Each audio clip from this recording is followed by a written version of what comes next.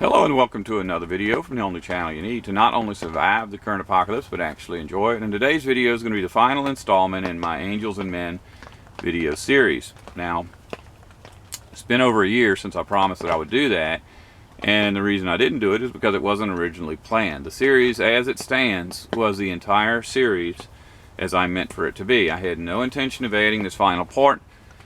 Because even though I was aware of the information, I didn't want to talk about it because I know that it's hard to tell somebody something that is completely the opposite of everything they've ever been taught before. Whether it's the truth or not, it doesn't make any difference. People don't want to hear it. And I guess another part of it is that I don't like doing videos until I have every single piece of information straight in my head. And with this particular subject, I don't. You know, there's a lot that I understand, but it actually leaves me with more questions than answers, the information that I know. So we're going to just talk about this a little bit. In the Bible, there's a book called Malachi. And we're told, by every church, or if you have a Bible, like, I'm not even going to show you. When you go to the book of Malachi in one of my Bibles, it says that Malachi was a prophet, and he lived around such and such a century, and he would have been a contemporary of such and such other prophets. Well, that's all just conjecture. There's absolutely nothing in the Bible to support that. When you read a book, like this is an example, Jonah, you look at the book of Jonah and you think, well, this is a fictional story. It's about a man getting swallowed by a fish. That never happened. So it must just be there to teach us some kind of special lesson. But if you read the whole Bible, you'll see several references to Jonah by real living people speaking of Jonah as if he is a real person. And in fact, he's in part of at least one of the genealogies in the Bible. So, you know, fictional people don't have real parents and real children. They have fictional parents and fictional children, and since that's not the case, we have to accept that Jonah really was a person. But with Malachi, there isn't any reference anywhere in the Bible of anybody ever having been named Malachi. In fact, I mean, I'm not saying you couldn't just choose to name somebody anything you wanted them, but Malachi very specifically means the angel of the Lord, or the angels of the Lord. It's an actual word, so I think it should just be translated as a word, since we don't have any indication anywhere in the Bible that that word was ever used as a proper name. If you look at the book, there isn't a whole lot of information in there that we need for this particular subject till you get to the very end. I mean, it's a lot of messages to the nation of Israel. You know, why have you done these terrible things? And then the people of Israel say, well, how did we do those things? And you did that by when you did the such and such act. So the people are being reminded of all the bad things they've done in repayment to God for all the good things he's done for them. But at the end it says, in the last days I will send Elijah the prophet. Now Elijah was dead. He's still dead. You know, he was a human being as far as we know, and he had real parents. So he wasn't just like an angel that came to earth in spirit. He was a fleshly person that was born from a human being. But when we get to the New Testament, John the Baptist is asked, are you Elijah? And he says, no, I'm not Elijah. But then later the apostles are speaking to Jesus about Elijah. They say, well, why do our teachers tell us that Elijah will come in the last days? And so they probably were unaware that at the end of the book of Malachi it says that in the last days Elijah would come. So Jesus tells them that if you can listen to it, if you can understand this, John the Baptist is Elijah. Now, so who's telling the truth? John the Baptist denied being Elijah, but Jesus said, in fact, he was Elijah. Well, we're going to go back in history to an event that we've already spoken about in this series, where Abraham is sitting in front of his tent and he sees three men. And these men come to him and talk to him, and apparently Abraham was shocked to see them, and he was excited. So he prepares this elaborate meal for them, and they consume the meal. So they're in some fleshly form. But they they can't just be men, because it refers to one of the men as Jehovah. And Jehovah speaks to the other two men. He says, you know, I hear some bad things are happening in Sodom. Could you go check it out for me, see what's going on? So the other two men leave. Well, the one that's called Jehovah stays with Abraham. The other two go to Sodom. And this is the story where Abraham talks God into allowing the good people of Sodom to come out. Well, the only good people there are Lot and his family. So these angels wrestle about with these people, you know, verbally. They finally convince them they've got to leave. So Lot and his family leave, and these men call down fire and sulfur onto the cities of that region. You know, no cities were allowed to be built in the Promised Land, and here's, I think, 5 of them. You know, so Sodom and Gomorrah and several other cities. And one, Zoar, doesn't get destroyed because Lot talks him into leaving it, which he later regrets. But getting back to our story, it's very obvious that these are not, you know, mortal human beings. They are angels, and yet they eat food. So we go a little further along in the story, and we get to the days of Moses. And Moses is taking the nation of Israel out of Egypt and bringing them into the Promised Land. So they get right there before the Promised Land and say, okay, what we're going to do, we're going to send out 12 men to spy out the land. And so these 12 men go into the Promised Land. They go all around, and they come back with reports. Well, 10 of them lie. They're just liars. And it's, you know, in our English Bibles it says 10 bring a bad report. Well, it makes you think that it's just bad news. It's not bad news. It's a false report. That's the word. It's a false report. They tell them, you can't go in there. These are really, really bad. Well, 2 of the spies, Joshua and Caleb, say, there's no way. God split the Red Sea. We came through here. He got us water out of a rock. He fed us manna from heaven. And you're going to worry about this people? They can't stop us. We can go in there. So because the people wouldn't go in, God doesn't allow them into the Promised Land. He tells them you're going to have to wander around for 40 years because you spied out the land for 40 days. You come back with lies. And so for your 40 days of spying out the land, you're going to get 40 years of wandering in the wilderness. Now, the ones who didn't go along with this, the ones that were telling the truth, Joshua and Caleb, were still alive at the end of the 40 years, but all the rest of them died. Well, when the 40 years is up, Moses has been replaced by Joshua, one of the original spies. And now it's Joshua's turn to take these people into the Promised Land. And so this time around, he doesn't send out 12 spies. He only sends out 2.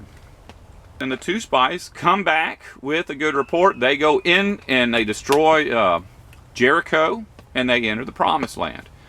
So there's an occasion where you've got 2 spies again, just like, or 2 messengers again. But these are humans. These are obviously humans. Joshua and Caleb are human beings. Once again, they have their lineage recorded in the Bible, so we know they had parents and children. They were real people. Well, if we go forward even to even more recent times, in the New Testament, there is another story, and it involves angels. With the Old Testament, it's very difficult to determine who is an angel and who is a human, because the word we use for angel actually means messenger.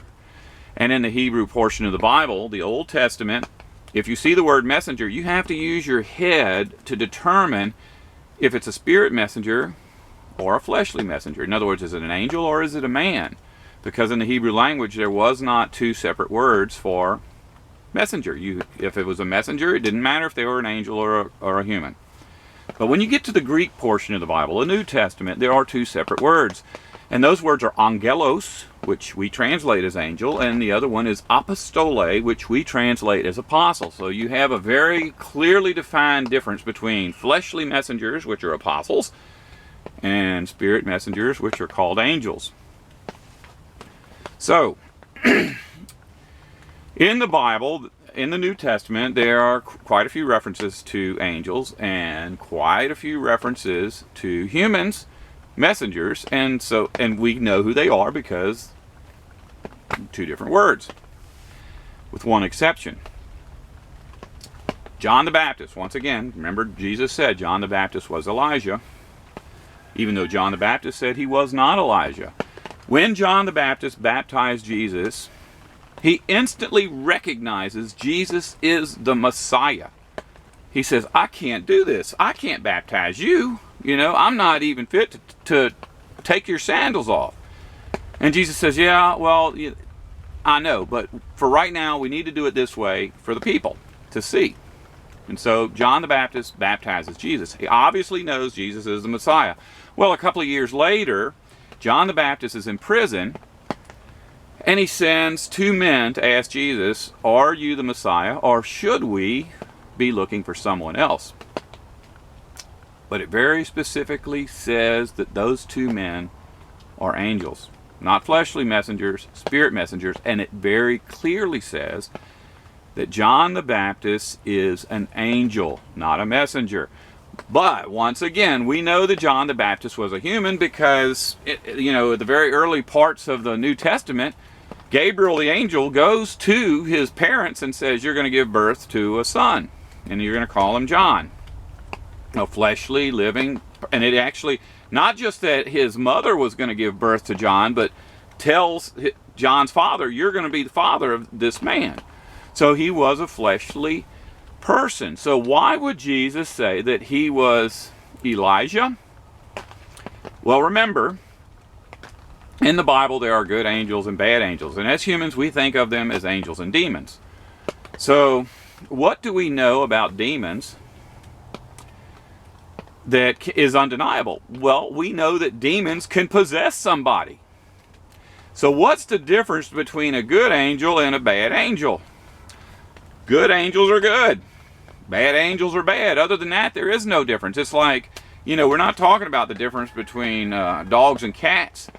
These, if we were to categorize angels as anything, we would call them a species, an individual species. As far as we know, there isn't anything in the Bible to say that certain angels are a different species than other angels. Although, we don't know. But if a bad angel can possess someone, why couldn't a good angel possess someone? And if the angel that possessed Elijah was the same angel that possessed John the Baptist, then Jesus would be correct when he said that Elijah was John the Baptist. And John the Baptist would be correct in saying that he was not Elijah. I hope you're understanding what I'm saying. Now there's another, and don't just turn this video off, because I'm going to explain things in a way that will make it a little easier to digest.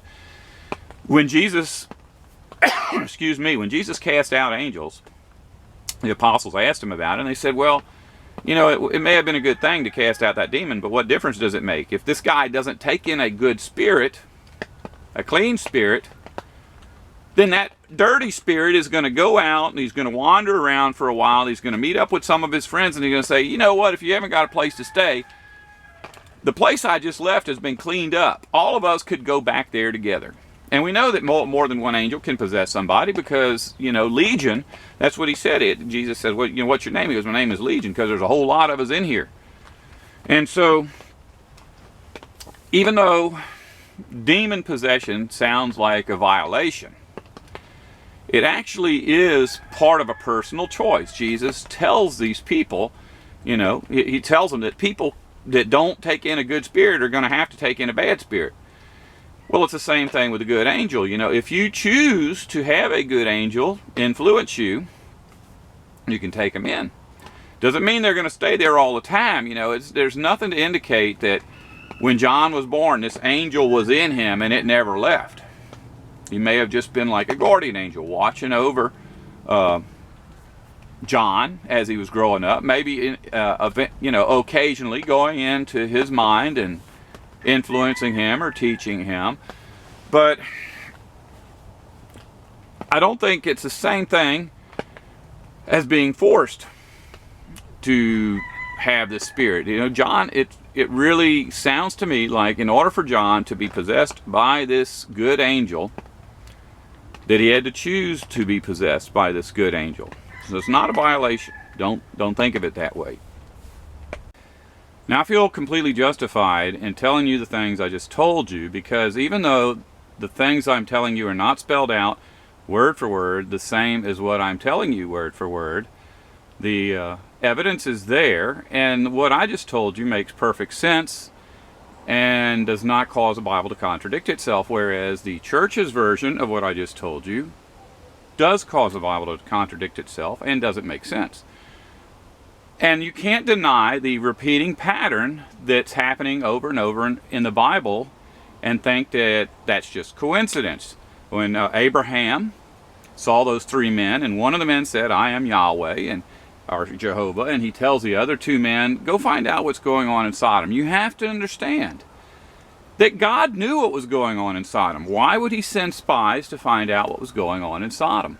Later, when Joshua sends two spies into Jericho and asks them to find out what's going on in Jericho, it's very obvious from the account that Joshua knows what's going on in Jericho. He doesn't have to send spies out to find out what's going on in Jericho. And it's the same thing with John the Baptist. When John the Baptist sends out two spies to find out if Jesus is the Messiah, it's very obvious from the Bible that John the Baptist already knew that Jesus was the Messiah. So this is a very easy to see, undeniable repeating pattern. Now, there are other instances in the Bible that I'm about to tell you about that are closely related to this, but they don't follow that repeating pattern. When Jesus was transfigured, he took several of his apostles up and he entered into what's called the cloud. And when they get in there, they see Elijah and Moses. So if this repeating pattern is the same angels, and let's just think for a moment that perhaps they are, then we know that Elijah is one of those angels, because back in Elijah's day, Elijah was Elijah. Jesus very clearly said that in his day, John the Baptist was Elijah, and Malachi very clearly says that Elijah would come before the great and fear-inspiring day of Jehovah. So that particular angel is caught in this repeating pattern. Since we're able to recognize that this angel that's referred to as Elijah seems to be caught up in a repeating pattern, and we know that he is involved in this pattern with other angels, and we know that he appeared in the Transfiguration with Jesus and Moses, then we can assume that the angel that influenced Moses was perhaps caught up in this repeating pattern as well. And since Jesus was in there, he also would be part of this repeating pattern. Now, there are other instances in the Bible where you will see individuals that seem to be doing the same thing that had been done previously by other individuals and were also done later by other individuals. Just keep in mind that this repeating pattern is not just happening as some kind of coincidence. It's being orchestrated probably by these angels. Everything in the Bible is important, but when things are very, very important, they are repeated over and over again. So we need to ask ourselves, why is this repeating pattern in the Bible? And Paul gave us a big hint as to what was going on. He said, I feel that we, the apostles, are the last actors in this great theatrical spectacle for angels and men. So Paul was acknowledging that what he was doing was being influenced by outside sources. And he was doing what I like to call a reenactment or a pre-enactment of something very important. And the reenactment may have been of something that involved the angels prior to the flood, or something involving angels right at that moment that we couldn't see because angels are invisible to us now, or it's something that we can't see because it hasn't happened yet. So we can look at this pattern that's set up by these two and see if they point to something from the past or something to the future. In the future, the book of Revelation says that my two witnesses are going to be killed on the Broadway, that in a spiritual sense is Egypt and Sodom, and the place where our Lord was killed. And there's a lot of speculation about who these two prophets are, but the Bible very clearly says that the two prophets are the two oil lamps and the two olive trees.